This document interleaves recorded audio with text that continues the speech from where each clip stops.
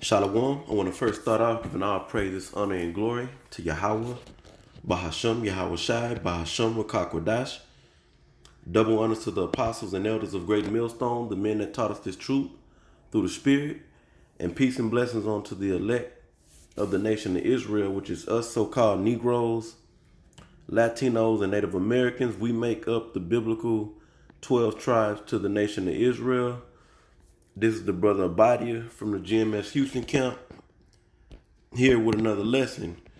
Now, what inspired me to do this lesson was this past Friday when we was out on the highways and byways speaking. We was going into the scriptures about this truth being sweet. Okay, I believe in Ezekiel, the third chapter. Matter of fact, let me get it. Okay, I got it. So we was going into this in Ezekiel, the third chapter, which over here at Great Millstone we bring out a lot, especially going back to our apostles, and elders of Great Millstone. And I'm gonna start at verse 1. This is Ezekiel chapter 3, verse 1. It says, "Moreover, he said unto me, Son of man, eat that thou findest, eat this roll, and go speak to the house of Israel." The roll that the Most High told Ezekiel to eat was talking about these scriptures, and the same thing goes for us, right? It says, "So I opened my mouth, and he caused me to eat that roll. And he said unto me, Son of man, cause thy belly to eat." And it's talking about the belly of our mind, it's figurative talk. It says, "And fill thy bowels with this roll that I give thee." It says, "Then did I eat it, and it was in my mouth as honey for sweetness." So, we was going into that aspect of the truth of when we first come in contact with this wisdom, knowledge, and understanding of the scriptures, and we start to we find out what they were Israelites, and we found out all the benefits of being the Israelites. We find out all the reasons why we were catching all this hell. We know we find out what's gonna happen in the future, how we gonna rule, have our women, have our women in order, and many other things, right? And it's sweet to the spirit. Matter of fact, let me look up the word sweetness right here in this Ezekiel 3:3 real quick. It's taking a little time to load.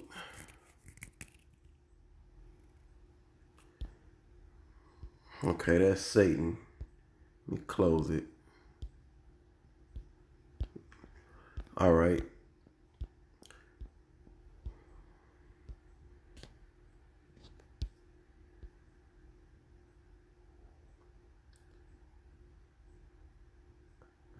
And I believe you say this Hebrew word. This is H4966 or Hebrews 40. Yeah, Hebrew 4966. And you say this Hebrew word mathawak. Okay, mathawak. And let's see what it gives us. It says pleasant thing, right? This scripture, the wisdom, knowledge, and understanding that or the information that we get, because we talking about when we first come in, we not on a high level of understanding. We just really the scriptures say faith comes by hearing. So we hear, for an example, we heard the apostles teaching, right? And we were believing in everything they were saying, yet we had to go back into the scriptures and verify, and check all the things that they were saying. You know, we had to do read. Most of us, if not all of us, was not into reading the scriptures. I know for me, for myself, I had never read the script, a scripture. I may have heard a scripture in the Harlot House, but as far as actually getting into the Bible for myself, I had never done it. But when I heard the truth, you know, about we're the Israelites and everything that was being brought out, I believed it. You see, and it was a pleasant thing. It was sweet. And then you go read Deuteronomy 20:28 and 68, and you follow along, and things are sweet. It's a pleasant thing onto us, right? So let's go back to Ezekiel 3:3. Oh, we gonna rule the nations. We gonna get to pay our enemy back. The so-called white man has been putting his foot in our ass. We gonna get to get revenge on this man.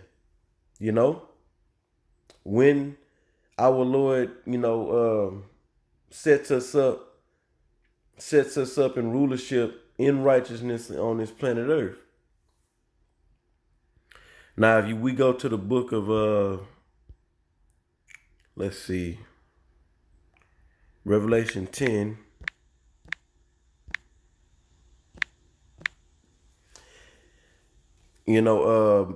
John, who the scholars call John the Revelator, this was one of the apostles, right, of Yahushua.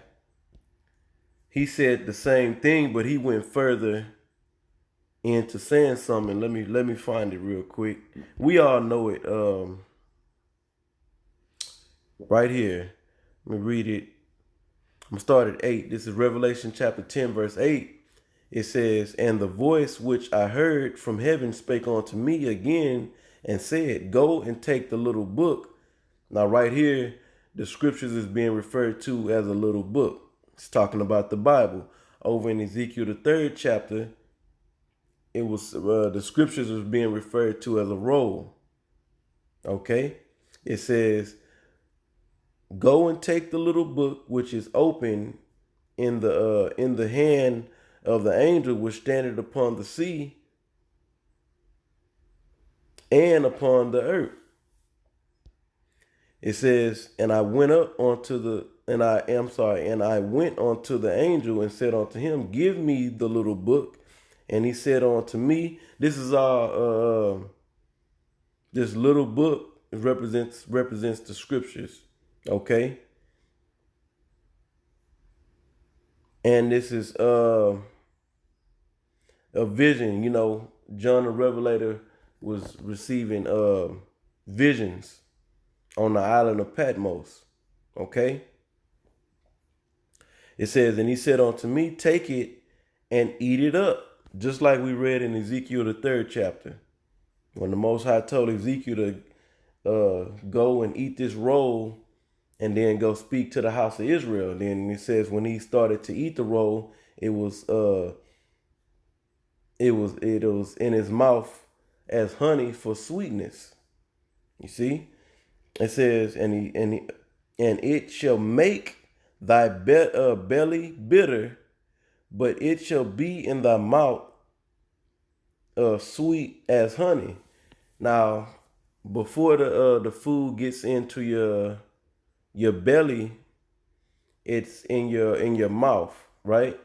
So you eat the food, it tastes good, and then you digest it, and it gets in and it goes into your belly, and that process takes some time, for your food to pretty much go from mouth to the belly.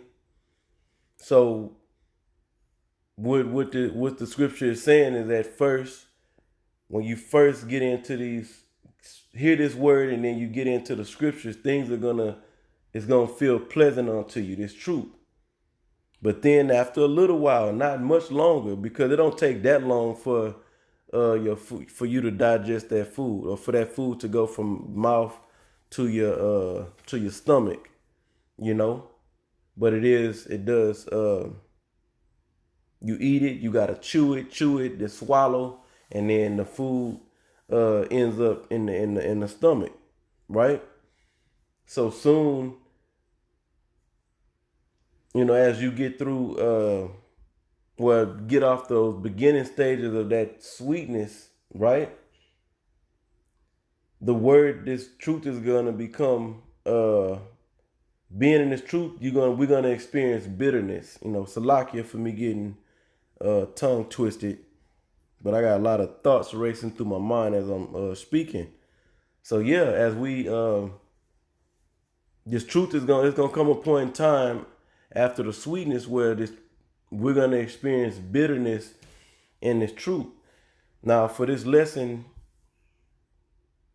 the reason I'm going into this is because when we was out on the highways and byways speaking, I had made a statement that part of the bitterness, a aspect of the bitterness, is us getting into reading and studying, looking up words, getting into the Hebrew. Okay, and I wasn't saying bitter in the sense of we not. It's gonna be a how can I put it? I'll basically just say it like this: the best words I can come up with at the time. When we get into the reading and the studying and the looking up words and getting into the Hebrew, getting into history, that would leave a sour taste in our mouth, so to speak, or a bad feeling in our stomach, figuratively speaking. I wasn't saying it in that sense. Now, what I did think of, the reason I said it is because I thought of the scripture in the Apocrypha, okay, and coming out of the world of we were all out of order, okay, undisciplined, lazy. Some brothers may not have been lazy, but if you chose to be lazy, you could be lazy, and there wouldn't be any repercussions, necessarily. Depending on the time you are which point you at in your life. Of course, if you under your parents' house, then yeah, you being lazy, they gonna get on your ass, or they should get on your ass. But once you get out the house, I mean, you can be a piece of shit. And who's gonna tell you something? And even if they do tell you something, you grown. So coming out of a world of chaos and confusion, disorder, laziness, and we coming into a thing of really you got to be disciplined. We got to come back to our heritage and discipline ourselves. The word disciple goes back to the word discipline. You can look it up. All right, that is a tormenting process, a bitter process. Okay, we have now the men that are of the hopeful elect have the intentions and the want to get into the word, to read it, and we've done it. But actually going through it, that can be a tedious. Now let me just get to the scripture in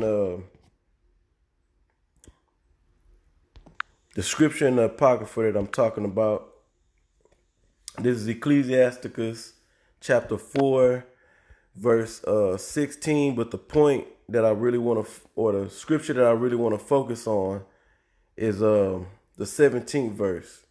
So Ecclesiasticus 4 and 16, it says, if a man commit himself unto her, the her is talking about wisdom, he shall inherit her, and his generation shall hold her in possession.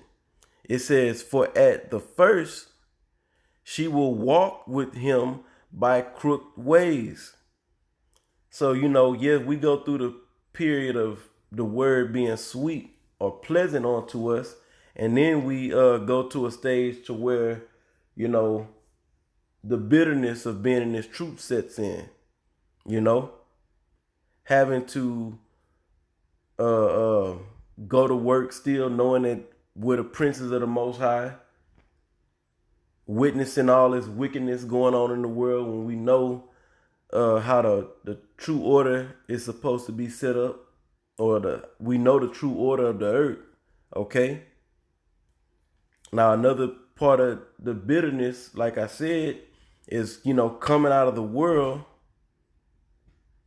and coming into a world of discipline. Okay, that transition process is not a pleasant thing. Yeah, the knowledge is pleasant, knowing all these things, but to actually do, go through the transition of coming out of the world of chaos into the world of discipline, that's not a pleasant thing. Okay, now and this scripture right here expresses this concept. Let's read it again. Ecclesiastes 4:17. It says, "For at the first the she being wisdom, will walk with him by crooked ways, and bring fear and dread upon him, and torment him with her discipline, until she may trust his soul and try him by her laws."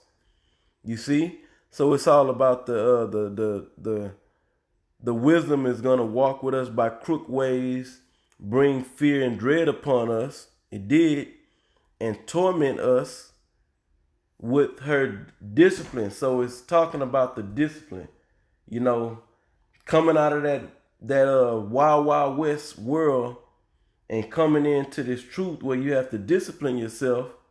Okay, that's the tormenting process, and part of it, is of that discipline that we gotta go through is reading, a lot of reading, looking up words, okay, getting into history, learning the Hebrew, okay, as well as many other things, okay. But I'm really focusing on that for this lesson. I'm just focusing on those things in particular, okay. Now I found something on the Merriam-Webster dictionary, and what I did was I looked up synonyms for bitter. Okay,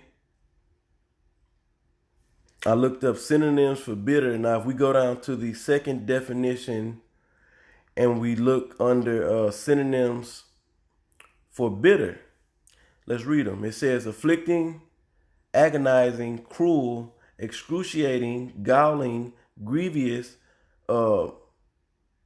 harrowing, harsh, heart-trending, hurtful, painful, tormenting.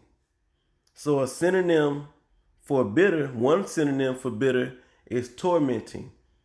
And we read in Ecclesiastes, the 4th chapter, the 17th verse, that this wisdom, knowledge, and understanding is going to torment us with her discipline. Why is that? Because we weren't raised in them disciplines from our youth. We came out of the world as what we thought we were men. We really wasn't men until you come into this truth. And you learn how to become a man. You learn how to become a man of the Lord. And that part of about reading, everybody can't do it. Reading and studying and looking up words. If everybody can do it, it'd probably be a lot more men out on the highways and byways, teaching, putting up these lessons. It's only a few that can really get it in and go through that tormenting process, coming out of that world of chaos and go through the torment of being disciplined under the rule of Yahweh Ba'ashem Yahweh Shai in the form of the scriptures. Okay, so that's pretty much it. I know I was a little long-winded, but I was wanting to do this lesson because I made that statement on the block that part of the bitterness is that sets in on us when being in this truth is when we gotta, read and study and look up words, and we wasn't accustomed to that coming out of this world of chaos, okay, world of half-ass and shit.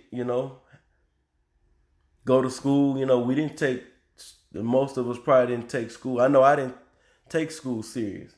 I'll last minute study for tests. Cheat if I had to, but whatever I had to do to pass or whatever. But I really wasn't getting into the information. This truth made me, because I believed in it, and we all believed, in this truth. So in order to show that you believe, works gotta proceed to show that you believe, right? So that process of us coming out of the world into this truth, and you gotta come into this thing studying and looking up words and getting into our language, which is Hebrew, studying history. That is coming onto a discipline, or coming up under a discipline, you see, which is a tormenting process, you see. So that's what I meant by it, which is bitter, When and then after a while, it's not bitter anymore. Now, if we would have kept reading in Ecclesiasticus, the 4th chapter, it was gonna tell us that once you go through that torment, then you able to deal with the wisdom with with a breeze. It becomes nothing to read and study and all that. But at first, it's it's bitter onto you, in the sense of it's tormenting you, coming out of the world of chaos. So Lord willing, this lesson was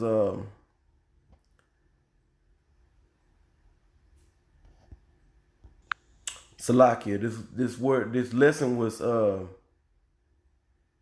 edifying, and also exhorting onto the spirit. And once again, I want to give all praises, honor, and glory to Yahweh, Bahasham, Yahweh Shai, Bahasham, Rakakwadash. Double honors to the apostles and elders of Great Millstone, the men that taught us this truth through the Spirit. And peace and blessings unto the elect of the nation of Israel. Shalom.